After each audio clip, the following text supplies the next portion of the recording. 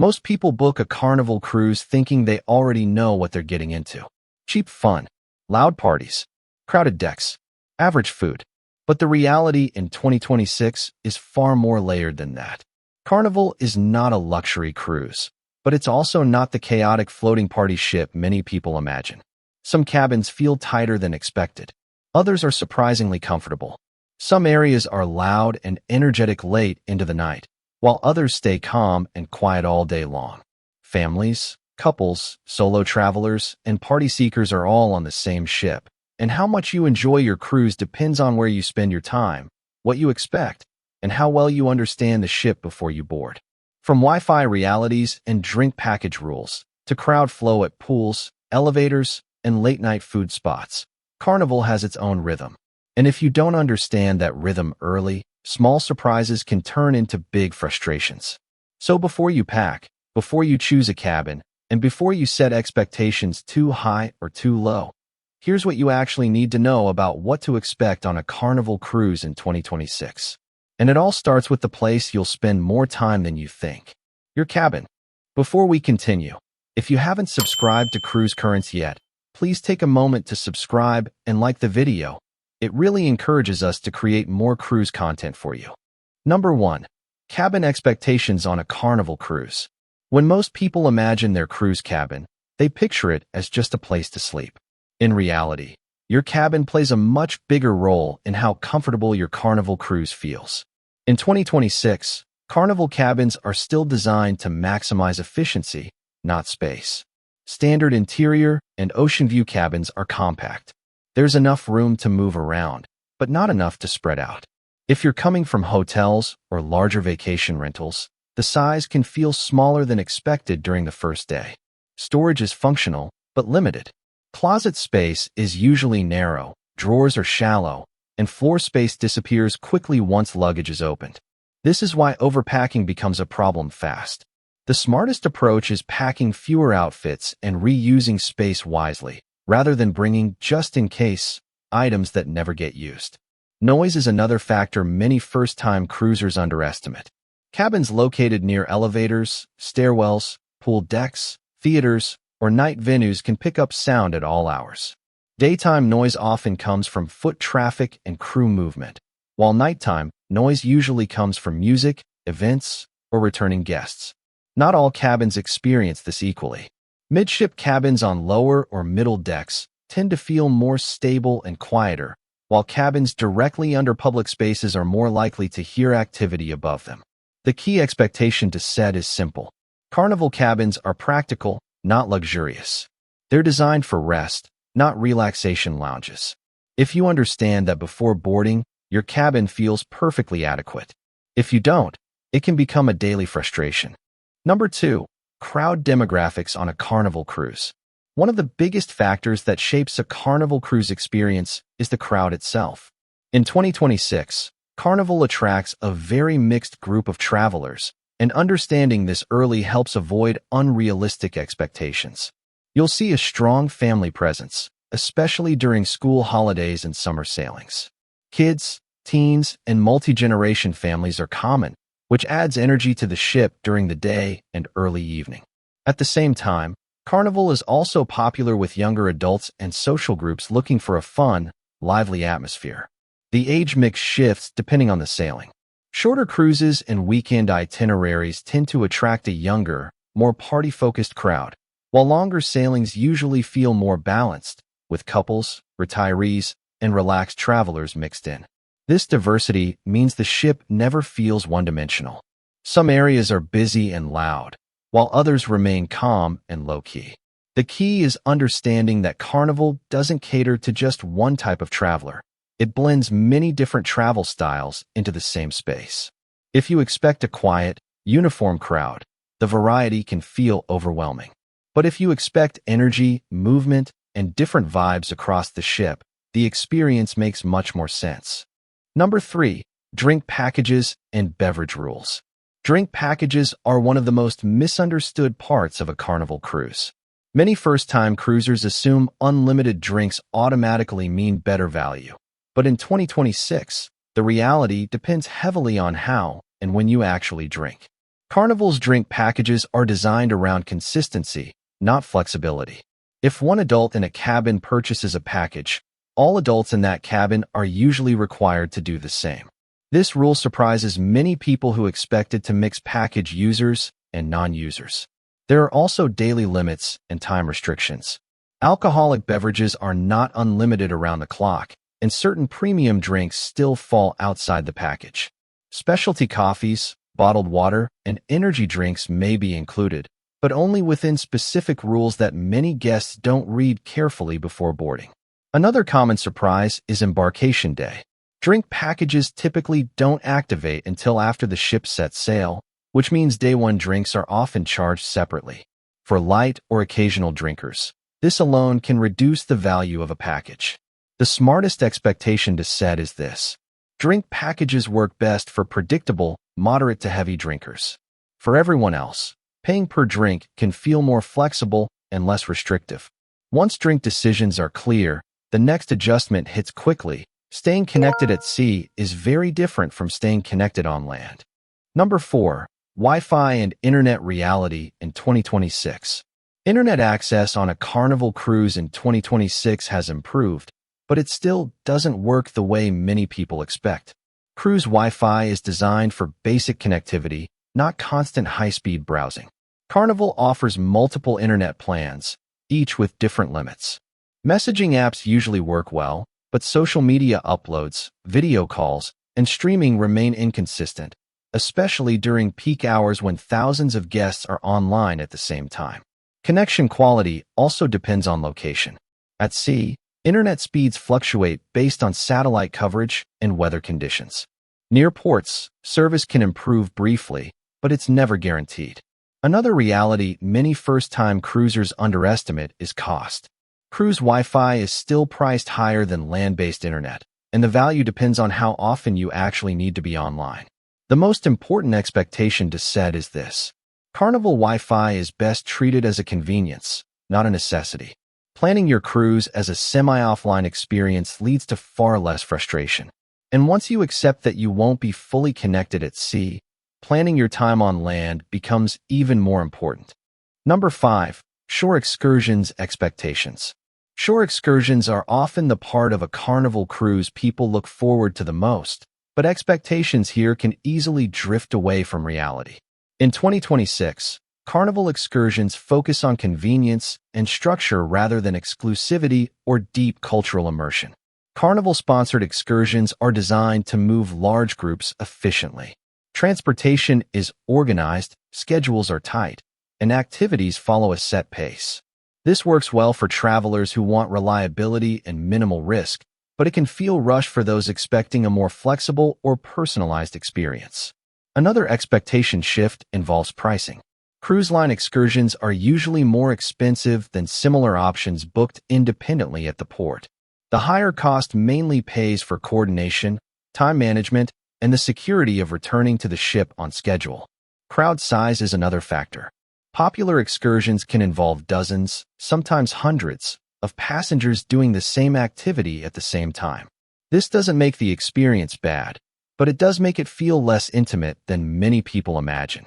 The smartest mindset is understanding this. Carnival shore excursions are about ease and peace of mind, not uniqueness. If that's what you expect, they deliver exactly what they promise. Number 6. Crowd flow at pools and elevators.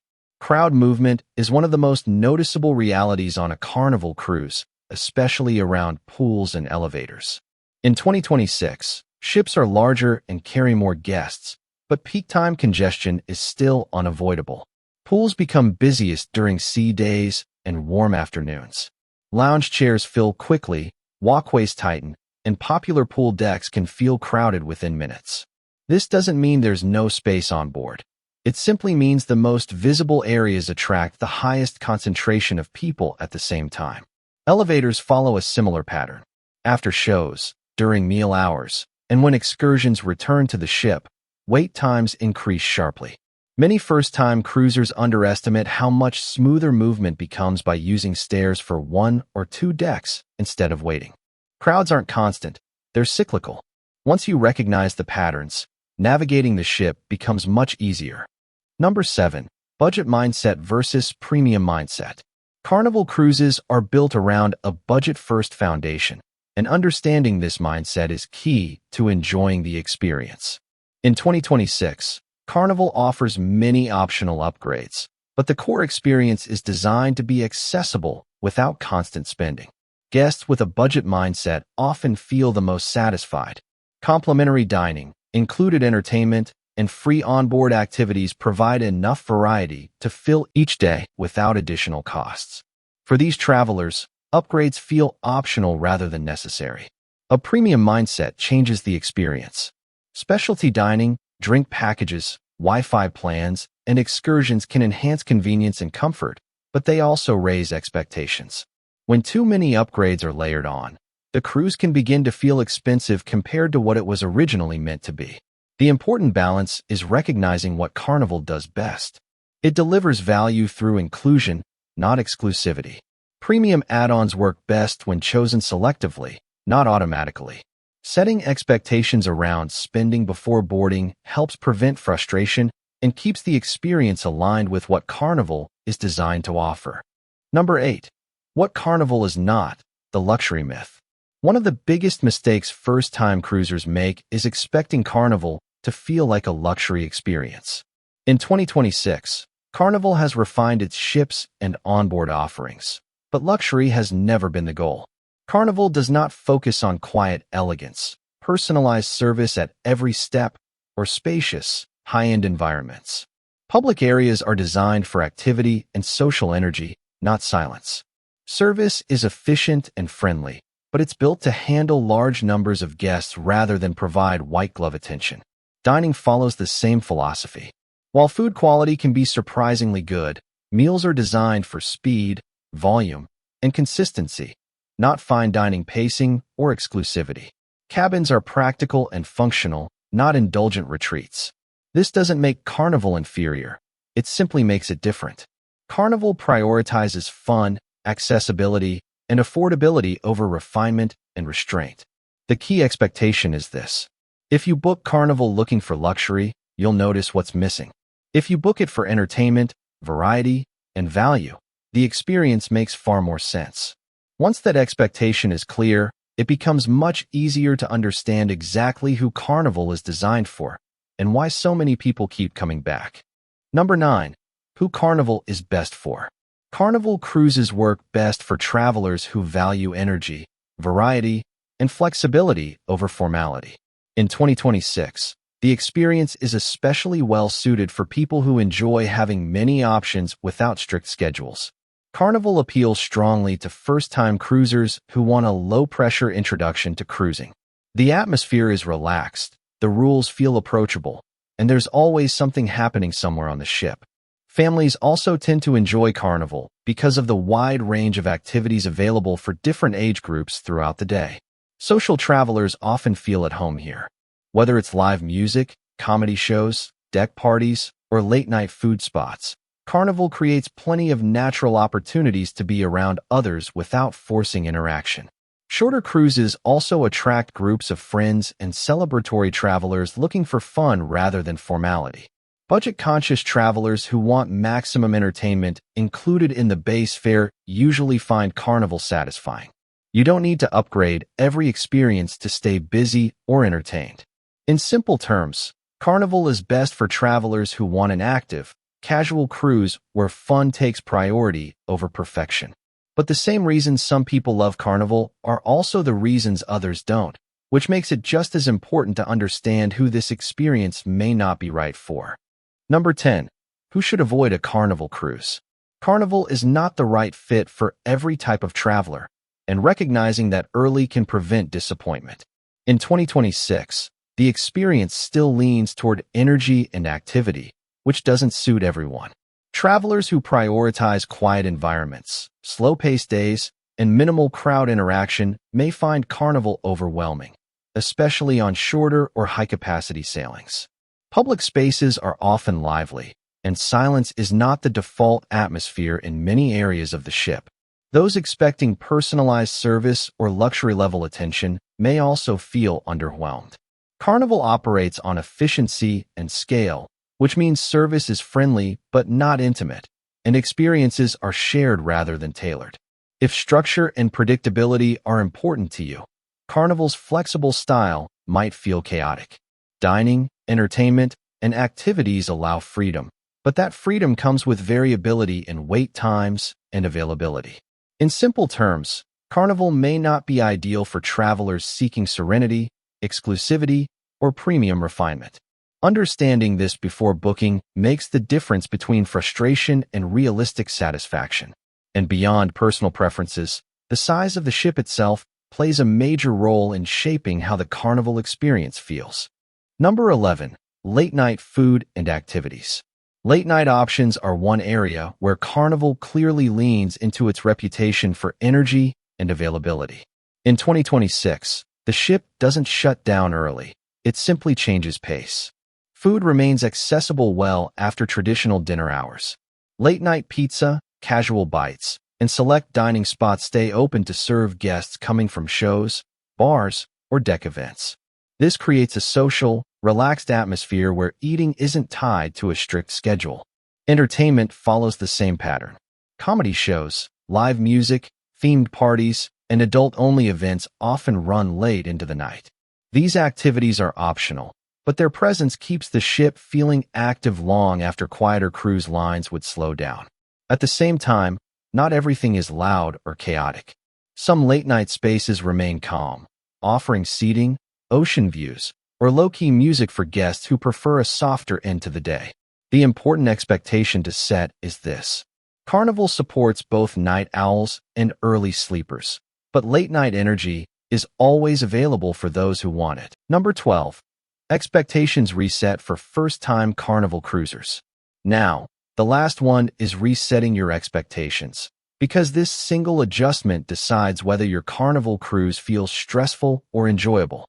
By the time a Carnival cruise reaches its final days, most first-time guests realize one important thing. Their experience depended far more on expectations than on the ship itself. Carnival in 2026 is not about perfection. It's about energy, choice, and accessibility. When travelers expect luxury, silence, or constant personalization, small details feel like flaws. But when expectations shift toward flexibility, variety, and fun, the same details feel intentional. Understanding cabin limitations, crowd patterns, noise zones, spending choices, and ship size allows the experience to settle into its natural rhythm. Once that rhythm is understood, Carnival stops feeling overwhelming and starts feeling predictable, in a good way. This is the point where everything comes together. Not because the ship changes, but because expectations finally align with reality. If you approach a Carnival cruise knowing what it is and what it is not, the experience becomes easier, smoother, and far more enjoyable. Carnival rewards travelers who stay flexible, explore different spaces, and let the cruise unfold instead of forcing it into a preset idea. And that brings us to the end of what you need to know. Because once expectations are set correctly, a Carnival cruise stops being a question mark and starts becoming exactly the experience you planned for. If this video really helped you understand what to expect on a Carnival cruise in 2026, don't forget to like the video and subscribe to the channel. Until the next video, stay safe, stay healthy, and happy cruising.